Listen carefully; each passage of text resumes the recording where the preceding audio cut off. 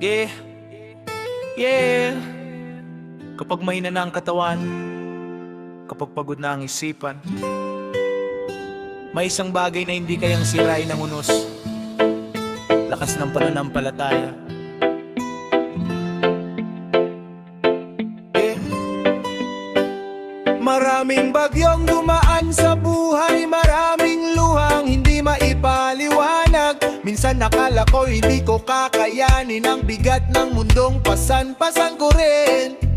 Pero sa tuwing ako'y lumuluhod, may kapayapaang bumabalot. Sa bawat panalangin na binubulong, may pag-asang muling bumabangon.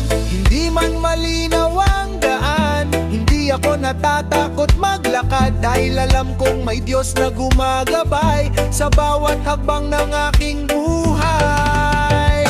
Lakas ng pananampalataya, sandat ako sa bawat problema. Lakas ng pananampalataya, liwanag ko sa gitna ng dilim. Kahit gaano kalakas ang bagyo, hindi matitinag ang puso ko, dahil ang Diyos ang aking kasama, diyang dahilan ng aking pag-asa.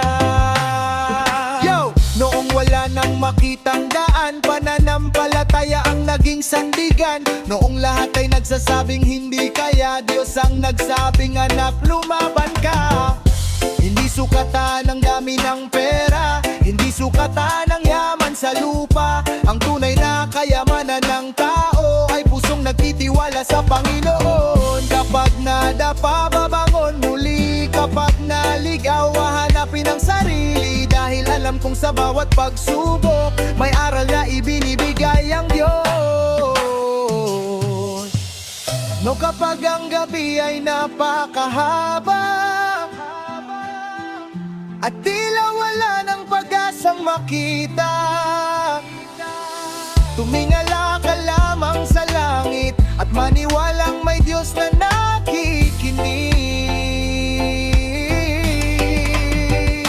Lakas ng pananampalataya, sandat ako sa bawat problema. Lakas ng pananampalataya, liwanag ko sa gitna ng dilim. Kahit gaano kalakas ang bagyo, hindi matitinag ang puso ko, dahil ang Diyos ang aking kasama at ang dahilan ng aking pag-asa.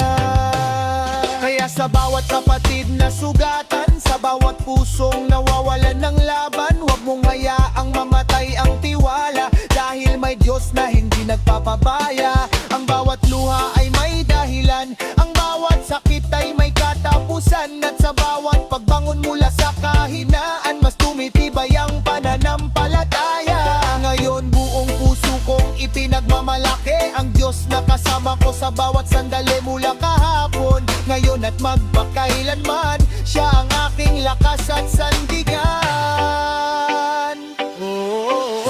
Hindi ako natatakot sa bukas, dahil hawak niya ang bawat landas. At habang may tibok ang puso kong ito, patuloy kong awitin ang pangalan mo. One love, one faith, one God. Yeah! Kapag ang mundo ay nagsabing sumuko